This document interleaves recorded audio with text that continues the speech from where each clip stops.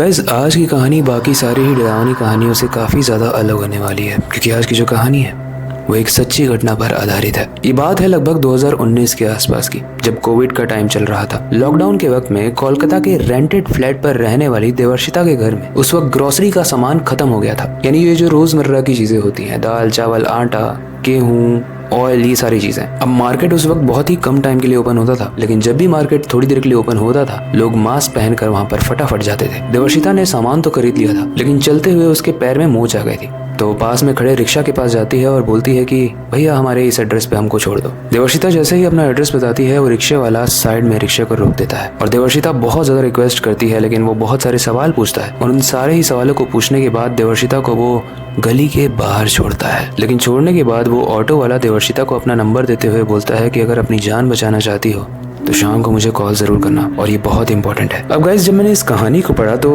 जो आपके अंदर क्वेश्चन आ रहा होगा वही मेरे अंदर भी क्वेश्चन आया। उस रिक्शा वाले ने देवर्षिता से ऐसा क्यों कहा होगा? उसके पीछे देवर्षिता का थोड़ा सा बैकग्राउंड जान लेते हैं। गाइस, हमारी कहानी की जो देवर्षिता है वो उड़ीसा से बिलोंग करती थी। बचपन में ही उसकी माँ का देहांत हो गया था और उसके बाद उसके पिताजी ने दूसरी शादी कर ली थी। अब उसकी जो दूसरी माँ आई थी, उनके साथ उसका रिलेशन कुछ ज्यादा अच्छा नहीं था। अगर देवर्षिता को किसी के साथ अटैचमेंट था, किसी से लगाव था, तो वो बस एक ही इंसान से था, और वो थी उसकी दादी। लेकिन मई 2019 कोविड अपनी पीक पर था। सब लोग कोविड से मर रहे थे और इसी बीच देहांत हो जाती है देवर्षिता की सबसे प्यारी, उनकी दादी की। उस वक्त देवर्षिता के पास कोई नहीं था, क्योंकि देवर्षिता की माँ का तो बचपन में ही देहांत हो गया था। पिता देवर्षिता से ज्यादा उसकी अपनी नई बीवी को प्यार करते थे और दादी अब गुजर चुकी थी। पूरी तरीके से टूट चुकी देवर्षिता एक नई जॉब को ज्वाइन करती है, एक जॉब जो उसे कोलकाता में मिलती है, और कोलकाता के किस्तौरपुर में अपने ही ऑफिस के दोस्तों के साथ वो 2 BHK फ्लैट पर रेंट में रहने लगती है। अब गाइस, ये आप समझ पाओगे कि जब घर में आपका कोई इंतजार कर रहा हो, वही इंतजार करेगा जो आपसे प्यार करता हो, तो घर जाने के लिए आप बहुत इच्छुक रहते हो। आप वेट करते हो ऐसे वक्त का जब आपको छुट्टी मिले और आप घर जाओ। लेकिन देवर्षिता के केस में उसके घर में उसका कोई नहीं था। तो कोविड का जब लॉकडाउन होने वाला था तो सब लोग अपने घर चले गए थे। यानी जिस फ्लैट में वो रहती थी, वहां पर जितनी भी उसकी सहेलियां थी वो सब अपने घर चले गए थे, लेकिन देवर्षिता नहीं जा पा रही थी। लेकिन जिस 2 BHK में देवर्षिता रहती थी वो उसके लिए काफी महंगा भी पड़ रहा था, क्योंकि अकेले उसे लगभग 20,000 रुपए हर महीने देने पड़ते। इसीलिए देवर्षिता एक सस्ते रेंट वाले रूम की तलाश में थी। और जहां वो काम करती थी वहां पर उसकी एक दोस्त थी, मीना। वो कोलकाता का एक एरिया उसे सजेस्ट करती है। देवर्षिता जब उस एरिया में जाती है तो वहां पर एक दादी थी, और जब देवर्षिता वहां से गुजर रही थी तो वो दादी उसको रोकते हुए पूछती है कि तुझे रूम चाहिए ना, आजा ऊपर मेरे साथ चल, मैं तुझे कमरा दिखाती हूँ। अब देवर्षिता को वो दादी काफी ही सस्पिशियस लगी, यानी काफी डरावनी टाइप की लगी। लेकिन बुढ़ापे में अक्सर लोग डरावने लगने लगते हैं, इसलिए इस चीज को देवर्षिता ने इग्नोर किया। वो दादी के पीछे पीछे ऊपर तक गई और जैसे ही उसने रूम देखा उसकी आंखें फटी रह गई, क्योंकि उस रूम में सोफा लगा था, लाइट्स लगी हुई थी, AC लगी हुई थी, और पूरे तरीके से जिसको हम फुल्ली फर्निश्ड रूम कहते हैं वो था वो। लेकिन इससे भी ज्यादा शॉकिंग बात दादी अब कहने वाली थी। दादी देवर्षिता से पूछती है कि जहाँ अभी तू रहती है वहाँ का रेंट कितना है? देवर्षिता बोलती है कि दादी अभी तो 20,000 में मैं रहती हूँ, बट मैं इतना दे नहीं पाती हूँ, इसलिए यहाँ आप इतना तो मत ही लेना, आप काफी कम लेना, मतलब 10 के आसपास आप ले सकते हो। दादी हंसते हुए बोलती है कि यहाँ का रेंट है 2,500। देवर्षिता सोचती है इतना सस्ता, मतलब सीरियसली इतना सस्ता रूम, इतनी ज्यादा फैसिलिटीज और इतना सस्ता रूम मिलने के बाद देवर्षिता की खुशी का ठिकाना नहीं था। देवर्षिता ने तुरंत दादी को एडवांस दिया और अपने रूम में जाने लगी ताकि वो अपना सामान लेकर यहाँ शिफ्ट करे। लेकिन दादी ने उसे रोका और बोला कि तू यहाँ से खाना खाने बिना नहीं जाएगी, क्योंकि मुझे पता है तू सुबह से निकली होगी और तू रूम की तलाश में होगी। देवर्षिता की तो आंखें भर आई। उसने बोला कि इतने अच्छे लोग आज भी दुनिया में हैं। कहीं ना कहीं देवर्षिता को उस बूढ़ी औरत में अपनी दादी दिख रही थी, इसलिए वो बैठ जाती है खाना खाने, और खाना खिलाते खिलाते दादी उसे एक पुरानी कहानी सुनाती है। एंड गाइस, ये कहानी ही है इस स्टोरी का टर्निंग पॉइंट। लेकिन वो जानने से पहले, हेलो गाइस, मेरा नाम है अविनाश कुमार और आप देख रहे हो Seiko official show horror stories. Guys, जब देवर्षिता दादी के सामने बैठकर खाना खा रही थी तो दादी अपने पुराने जमाने की स्टोरी सुना रही थी। लेकिन स्टोरी काफी बोरिंग थी, बट देवर्षिता क्योंकि बस उनमें अपनी दादी देख रही थी, इसलिए वो उस चीज को ध्यान से सुन रही थी।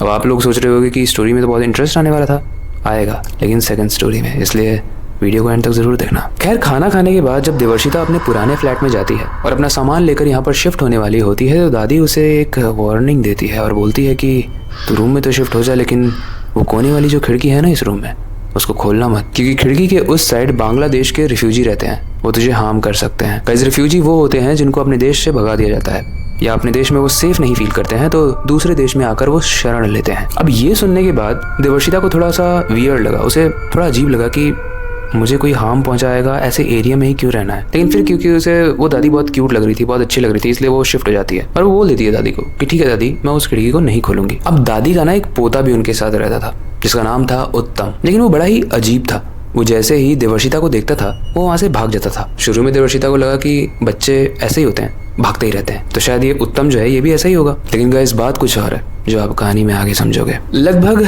20 अक्टूबर 2020 तक सब कुछ सही चला। इसके बाद आता है दशहरा का दिन। सब लोग कोलकाता के दक्षिणेश्वर मंदिर जाने वाले थे, तो दादी और उनके साथ रह रहे दादा दोनों ही बोलते हैं कि चलो हमारे साथ मंदिर। लेकिन देवर्षिता के उस वक्त पीरियड्स चल रहे थे, इसलिए उसने मना कर दिया कि अभी मैं शुद्ध नहीं हूँ, तो आप लोग जाइए। अब उस घर में वो अकेली रह जाती है, जो आज तक कभी भी नहीं हुआ था। अब देवर्षिता काफी बोर हो रही थी। हर बार अपने ऑफिस का काम करने के बाद जब भी वो घर आती थी तो अपने दादी और दादा से बातें करती थी और वो उनको एकदम अपना दादा दादी मानती थी। लेकिन इस बार घर में कोई भी नहीं था।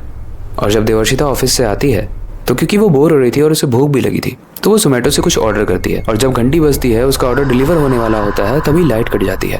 वो दरवाज़ा खोलती है, ऑर्डर लेती है, घर के अंदर आती है और बिना सोचे समझे वो खिड़की खोल देती है। लेकिन जो खिड़की वो खोलती है वो वही खिड़की थी जिसे खोलने के लिए दादी ने मना किया था। क्योंकि गर्मी काफ़ी ज़्यादा हो रही थी, अंधेरा बहुत था, तो जैसे ही वो खिड़की खुलती है वहाँ से ठंडी हवा आती है और रोशनी भी आती है।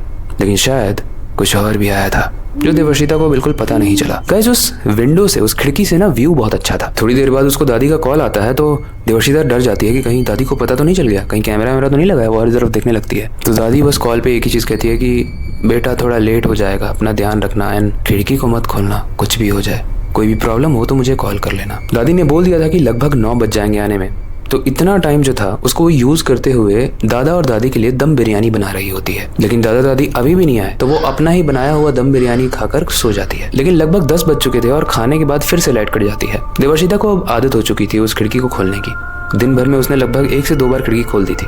अब क्योंकि दादी और दादा अभी तक नहीं आए थे, तो उसने सोचा कि यहाँ से थोड़ी ठंडक मिल जाएगी, थोड़ी सी रोशनी भी आ जाएगी और व्यू भी अच्छा है, यहाँ से नींद बड़ी अच्छी आएगी। वो खिड़की को वापस से खोल देती है। लेकिन इस बार जब वो खिड़की को खोलती है तो ऐसा लगता है कि हवा के साथ कुछ और भी अंदर आया, कुछ और जो उसको छू कर पीछे गया रूम में। लेकिन देवर्षिता ने इस चीज़ को इग्नोर किया। लेकिन आगे जो होने वाला है उस चीज़ को देवर्षिता इग्नोर नहीं कर पाए, क्योंकि लगभग रात के 1:30 बजे के आसपास देवर्षिता की आंख खुलती है। लेकिन जब देवर्षिता की आंख खुलती है तो उसके ऊपर कोई बैठा हुआ था, और वो कोई और नहीं बल्कि वो उसकी दादी ही थी। साइड में दादा खड़े होकर हंस रहे थे और इस चीज़ को देवर्षिता देखते हुए बहुत डर जाती है। वो कस के चिल्लाती है, लेकिन जैसे वो चिल्लाती है दादा और दादी गायब हो जाते हैं। वहाँ कोई भी नहीं था। देवर्षिता काफ़ी डर जाती है, उसे सुस्सू आ जाती है इस चीज़ को देखने के बाद। वो वॉशरूम में जाती है, डोर को अंदर से लॉक करती है और सुस्सू करते हुए बस सोच रही होती है कि ये सब क्या हो रहा है मेरे साथ, क्या ये मेरा वहम है या फिर सब कुछ सच है। उसे लगता है कि शायद ये उसका कोई बुरा सपना था, इसलिए वो पानी से अपने मुंह को धोती है और अपने मुंह को धोते ही जैसे वो ऊपर उठाती है, सामने शीशा लगा होता है और शीशे में दोनों तरफ उसके दादा और दादी दिखते हैं, जिनकी आंखें लाल रंग से चमक रही होती है।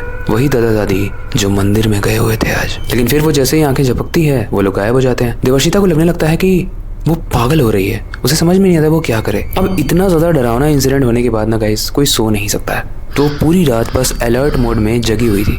उसे बेड पे जाने से भी डर लग रहा था, उसे उस वॉशरूम में भी डर लग रहा था। लेकिन जो मेन गेट था जो लॉक्ड था, वहाँ पर 2 से 3 बार लगभग नॉक हो चुका था। और जितनी बार भी नॉक हुआ था, सबसे अजीब चीज़ ये थी कि अगर दरवाजे के उस तरफ कोई खड़ा रहता है तो उसकी परछाई नीचे गिरती है, या फिर कहें कि परछाई नीचे दिखती है। लेकिन देवर्षिता के रूम के केस में जो भी बाहर से नॉक कर रहा था मानो वो उड़ता हुआ नॉक कर रहा था, क्योंकि उसके पैर की परछाई नीचे नहीं दिख रही थी। इसलिए अब देवर्षिता को समझ में नहीं आ रहा था कि वो क्या करे। इसलिए वो बड़ी ही हिम्मत करके अपने बेड के पास जाकर बैठ जाती है। उसे बेड के नीचे देखने से भी डर लग रहा है, बेड के पीछे देखने से भी डर लग रहा है और वॉशरूम जाने से भी अब डर लग रहा है। फिर देवर्षिता की नज़र अपने फ़ोन के वॉलपेपर पर पड़ती है और उस फ़ोन के वॉलपेपर पर और कोई नहीं बल्कि देवर्षिता की माँ की फ़ोटो लगी हुई थी। वो अपनी माँ से बोलती है कि माँ मैं तुम्हें इतना मानती हूँ, प्लीज़ मेरी रक्षा करो, मुझे बहुत डर लग रहा है। लेकिन जब वो अपनी माँ की फ़ोटो को देख रही थी तभी उसे ऐसा लगता है जैसे खिड़की से हवा आनी बंद हो गई हो, मानो खिड़की बंद हो।